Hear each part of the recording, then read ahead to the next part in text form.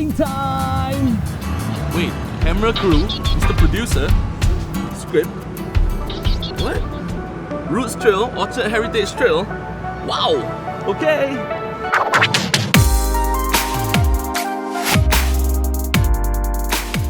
That's an awesome Orchard Heritage Trail, and yes, this is the final episode of the Roots Trail series. Orchard Road is known around the world to be a shopper's paradise, and for its modern shopping malls, there's still wonderful history behind this famous road, one worth exploring.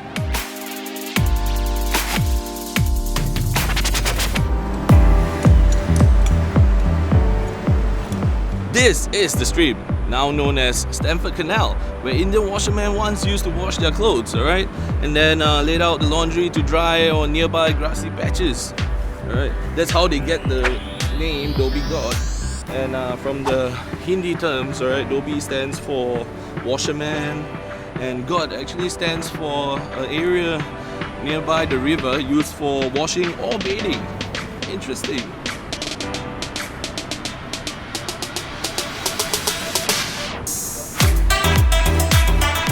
Some of the Dhobis would have prayed at the Sri Sivan Temple, alright, founded in 1821, located opposite the McDonald House from where I'm standing. Until the late 1970s, Dhobi God was also home to many car dealers such as Borneo Motors, now Plaza Singapura, and Cycle and Carriage, now Dhobi God MRT. SMA House, now a conserved building, was the showroom of the Malayan Motors. Orchard Road also have one of the oldest standing churches.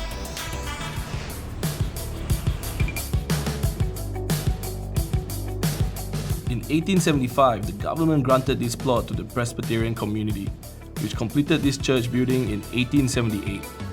Next to the church building is the YMCA building, alright? And many of you don't know, it's actually located at 1 Orchard Road, which is the start of Orchard. Okay, the original YMCA building was built in 1911. They also offered like educational games and exercise facilities. During World War II, the Kempeitai Japanese military police occupied the YMCA building, using it as a detention center. But the original building was redeveloped into the present building in the 1980s. So if Dhobi God was where Orchard Road began, why is it called Orchard Road then?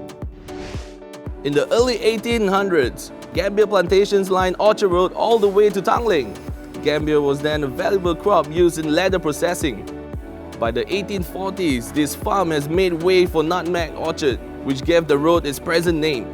When the nutmeg orchard succumbed to the disease in the 1850s, Orchard Road became a choice address for wealthy residents such as Tan Yok Ni.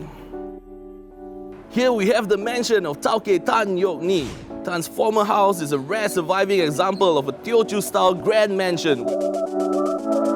We are here at the front courtyard, alright? This intricate roof is actually decorated with colorful porcelain pieces known as jiannian. Check out this koi over here, alright? When it rains, rainwater actually comes out from its mouth. Orchard Road's transformation from a residential suburb into one of Singapore's prime shopping areas began in the 1950s. And one such entrepreneur who spearheaded this transformation was Mr. Tang Choon Keng. Mr. Tang began as a door-to-door salesman before opening his first store at River Valley Road in 1932.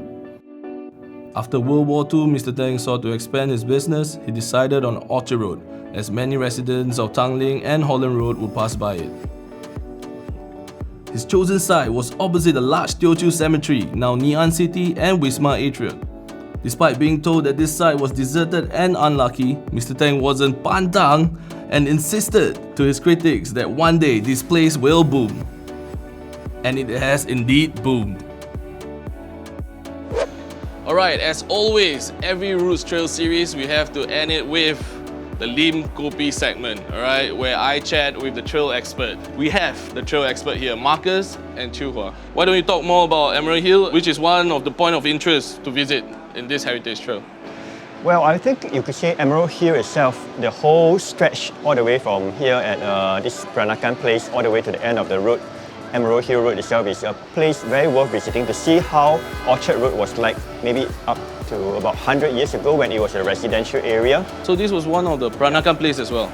Yeah, so it was known as a very strongly Peranakan neighborhood, although of course there were also other ethnicities who were staying here back then. Because people always think that Orchard is the shopper's paradise, you know, malls and everything, but I think a lot of us, even me, we don't even know that actually there's a heritage in Orchard Road. Yeah. So just tell me one interesting point for this heritage trail. One must visit or something that you want to share. So that's Lucky Plaza. And Lucky Plaza we all know as the place that is like a little Philippines today. So it's like a Filipino enclave, and it's very interesting because you can get some of the best Filipino food and all that. But when it was launched, it was actually known as the Ginza of Singapore. It was branded as that, and it had the first glass elevators installed, and people will come, tourists will come just to take the glass elevators. Because it's such a novelty. It was an attraction. Okay. People will come to Orchard Road, to Lucky Plaza just to take the lifts and take whatever the equivalent of selfies then. Okay. Yeah, so I thought that was really fascinating. And not to mention the fact that a lot of our fashion pioneers, our first local fashion designers, they were mostly housed in Lucky Plaza itself, including Tan Yong, the bridal designer. Right. Yeah. Thank you guys so much for enlightening me for this Orchard Road Heritage Trail. I was surprised that, hey, in a shopping area, we have a heritage, you know, along Orchard Road. Thank you so much. Shall we go eat now? Let's go. Okay. And with that, we end the last episode of the Roots Trail series. Quite sad for me, but then if you want to know more about the trails, you can actually check out our website on Roots.sg. And remember to comment on the comment section below. Let us know if you want to see more of this trail or even want to see more of me. We'll actually hopefully come back stronger and better and just bring you more interesting trails in Singapore. With that, peace!